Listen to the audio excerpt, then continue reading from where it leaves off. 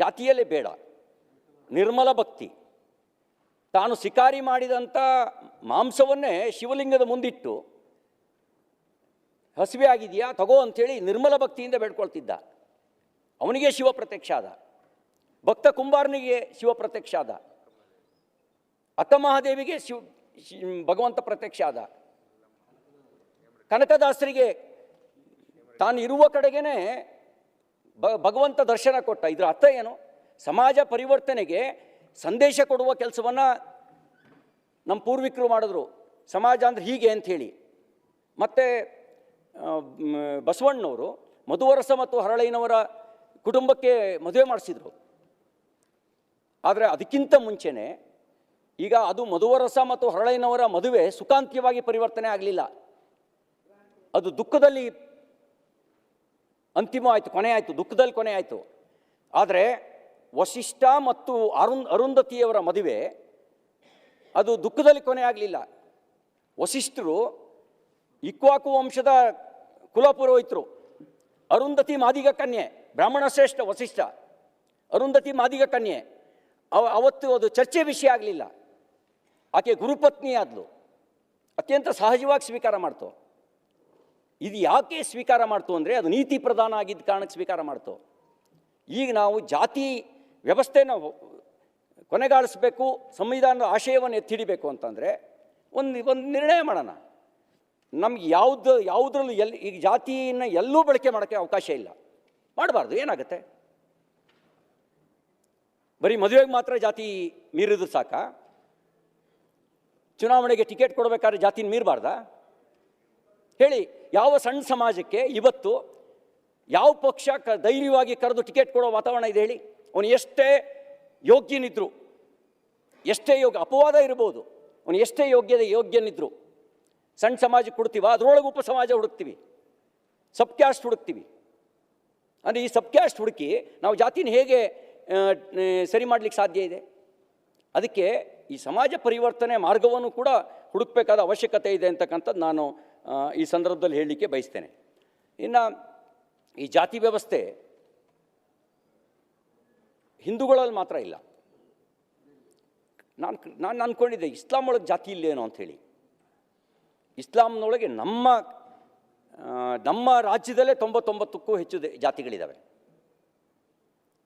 ಜಾಗತಿಕವಾಗಿ ಶಿಯಾ ಸುನ್ನಿ ಅಹಮದಿಯಾ ಅಲ್ಲದೆ 380ಕ್ಕೂ ಹೆಚ್ಚು ಭಾರತದಾದ್ಯಂತ ಜಾತಿಗಳಿದ್ದಾವೆ. ಕ್ರಿಶ್ಚಿಯಾನಿಟಿ ಒಳಗೆ ಇಲ್ಲಾದ್ರೂ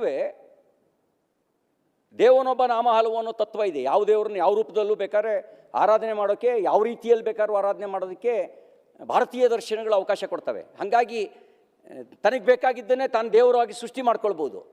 ಅದು ಇಸ್ಲಾಂ ಮತ್ತು ಕ್ರಿಶ್ಚಿಯಾನಿಟಿಯಲ್ಲಿ, ಈ ಕ್ರಿಶ್ಚಿಯಾನಿಟಿಗೆ ಜೀಸಸ್ ಒಬ್ಬರೇ ದೇವರಾದರೆ ಇಸ್ಲಾಂನಲ್ಲಿ ಅಲ್ಲ ಮಾತ್ರ ದೇವರು. ಆದರೂ ಈ ಸಬ್ಸೆಕ್ಟ್ಗಳಾಗಿ ಒಡೆದಿರೋದನ್ನು ನೋಡ್ತಿದ್ವಿ. ಅಲ್ಲಿ ಬೇರೆ ಬೇರೆ ಪಂಥಗಳಾಗಿ ವಿಭಜನೆ ಆಗಿರೋದನ್ನು ಕೂಡ ನಾವು ನೋಡ್ಬೋದು. ಅಲ್ಲೂ ಕೂಡ ಇದ್ದಾವೆ. ಅವು ಈ ಪ್ರೊಟೆಸ್ಟೆಂಟು, ಕ್ಯಾಥೋಲಿಕ್ಕು, ಪೆಂತಕೋಸ್ಟು ಈ ರೀತಿ ವಿಭಜನೆ ಆಗಿರೋದ್ರ ಜೊತೆಗೆ ಜಾತಿಗಳಿವೆ. ಇತ್ತೀಚೆಗೆ ಸರ್ಕಾರವೇ ಒಂದು ಪಟ್ಟಿ ಬಿಡುಗಡೆ ಮಾಡಿತ್ತು ಜಾತಿ ಸಮೀಕ್ಷೆನಲ್ಲಿ. ಬ್ರಾಹ್ಮಣ Christian, Lingayat Christian, Vokkaliga Christian, Vishwakarma Christian.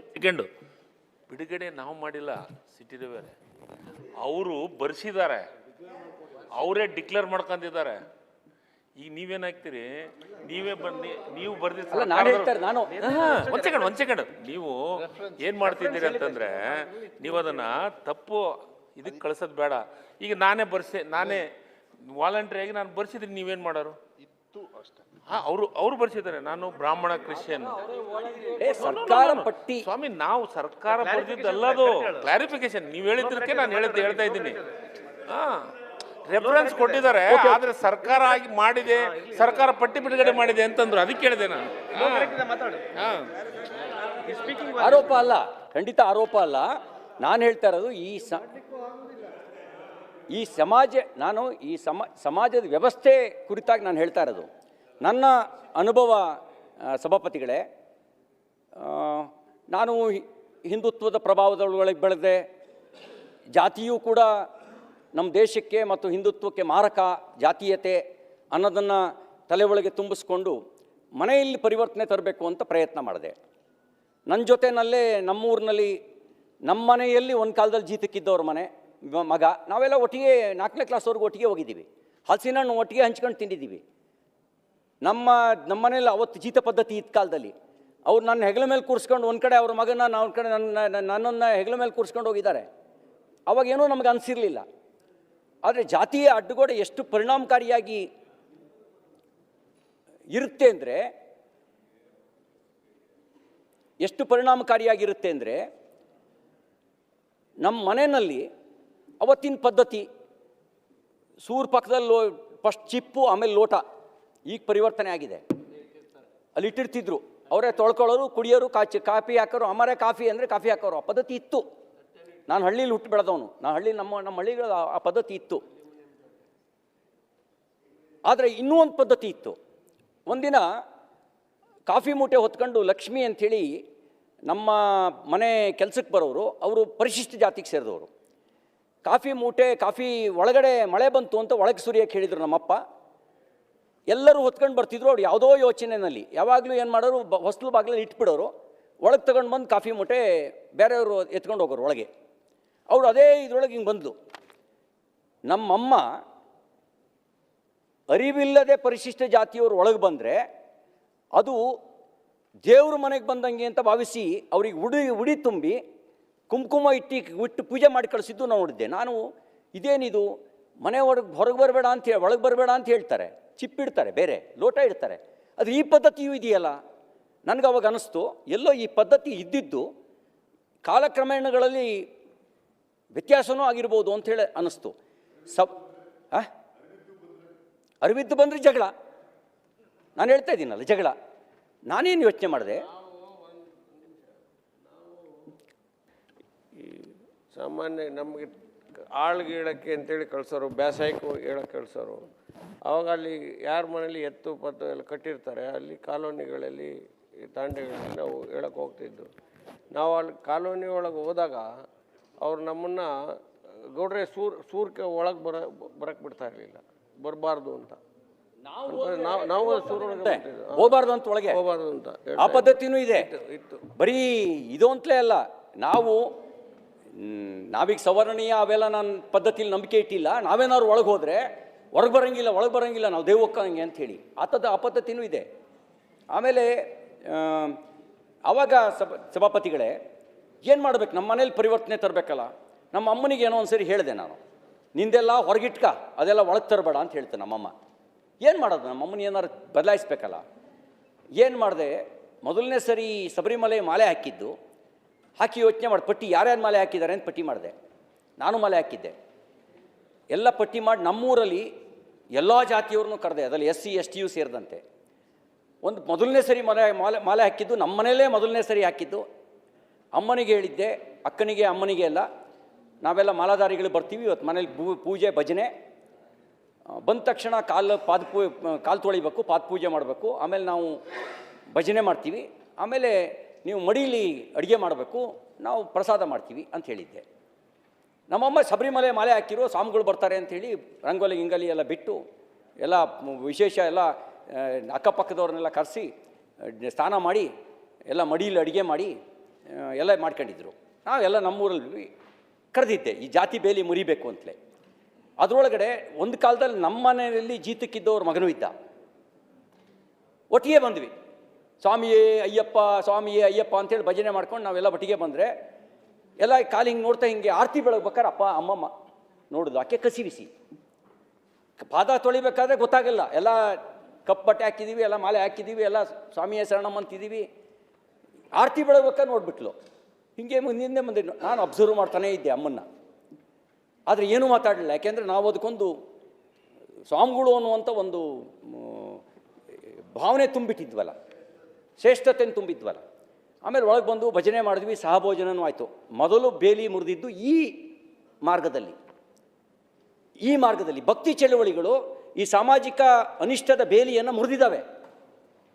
ಭಕ್ತಿ ಚಳುವಳಿಗಳು ದುರ್ಬಲ ಆದಾಗ ಸಾಮಾಜಿಕ ಅನಿಷ್ಟ ಮತ್ತಲೇ ಎತ್ತಿದೆ.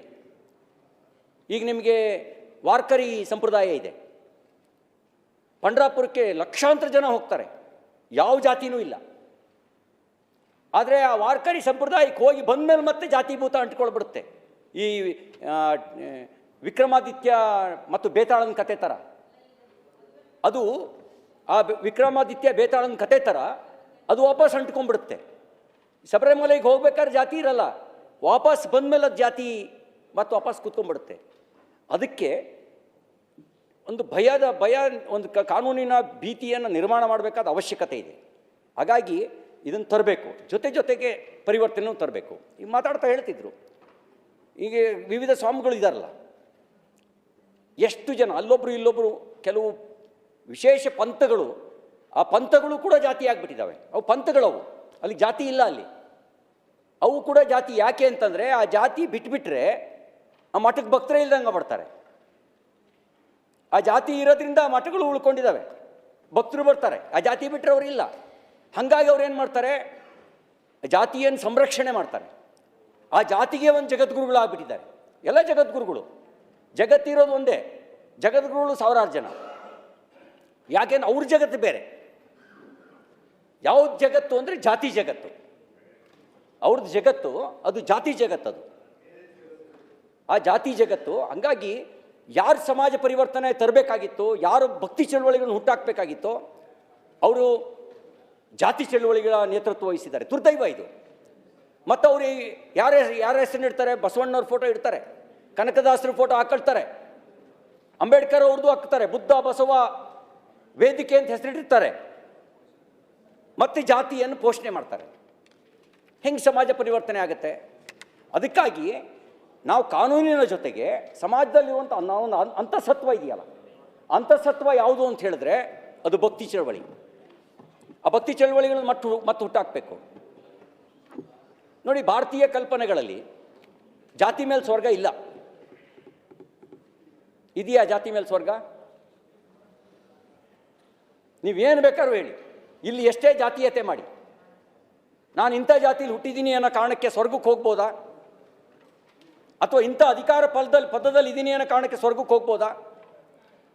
ಅಥವಾ ಇಷ್ಟು ಹಣ ಇದೆ ಅನ್ನೋ ಕಾರಣಕ್ಕೆ ನಾವು ಸ್ವರ್ಗಕ್ಕೆ ಹೋಗ್ಬೋದಾ? ಈ ಯಾವುದೂ ನಮ್ಮ ಕೆಲಸ ಮಾಡಲ್ಲ. ನಾವು ಪುಣ್ಯ ಗಳಿಸಿದ್ರೆ ಮಾತ್ರ. ಪುಣ್ಯ ಯಾವುದ್ರಲ್ಲಿ ಬರುತ್ತೆ ಅಂತಂದರೆ ಪರೋಪಕಾರದಿಂದ ಬರುತ್ತೆ.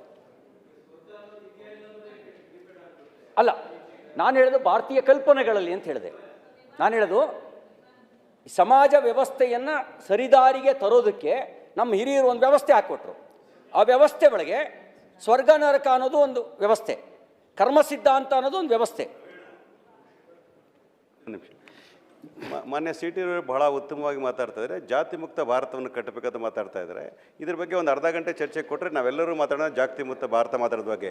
ಈಗ ವಿಚಾರ ಬಂದಿರತಕ್ಕ ಅಂತರ್ಜಾತೀಯ ವಿವಾಹಗಳ ಬಗ್ಗೆ, ಅದಕ್ಕೆ ಇನ್ನೇನು ಪರಿವರ್ತನೆ ತರ್ಬೋದು, ಯಾವ ರೀತಿ ನಾವು ಇಂಟರ್ ಕಾಸ್ಟ್ ಮ್ಯಾರೇಜ್ಗಳನ್ನು ಎನ್ಕರೇಜ್ ಮಾಡ್ಬೋದು, ಇದು ಸರಿನೋ ತಪ್ಪು ಅಂತ ಹೇಳಿದ್ರೆ ಸರಿ ಆಗ್ತದೆ. ಬಟ್ ನಾನು ಮನವಿ ಮಾಡ್ತೇನೆ ಪೀಠಕ್ಕೆ, ಜಾತಿ ಮುಕ್ತ ಭಾರತವನ್ನು ಮಾಡಬೇಕಾದ್ರೆ ಒಂದು ಫುಲ್ ದಿನ ಚರ್ಚೆ ಮಾಡೋದಾದ್ರೆ ನಾನು ಸ್ವಾಗತ ಮಾಡ್ತೇನೆ. ಈ ಹಿನ್ನೆಲೆಯಲ್ಲಿ ಸ್ವಾಗತ ಮಾಡಿಯೇ ನೋಡಿ, ನಾನು ಇದನ್ನು ಸ್ವಾಗತ ಮಾಡಿಯೇ ವೈರುಧ್ಯಗಳನ್ನು ಇಲ್ಲಿ ಹೇಳ್ತಾ ಇದ್ದೀನಿ. ಈ ವೇದಿಕೆಯಲ್ಲಿ ವೈರುಧ್ಯಗಳು ಹೇಗಿದ್ದಾವೆ ಅಂತ ಹೇಳಿ. ಈಗ ಸ್ವರ್ಗ ಪುಣ್ಯ ಮಾಡಿದ್ರೆ ಮಾತ್ರ ಸ್ವರ್ಗ ಅಂತ ಹೇಳಿದರು, ಪಾಪ ಮಾಡಿದ್ರೆ ನರಕ ಅಂತ ಹೇಳಿದರು.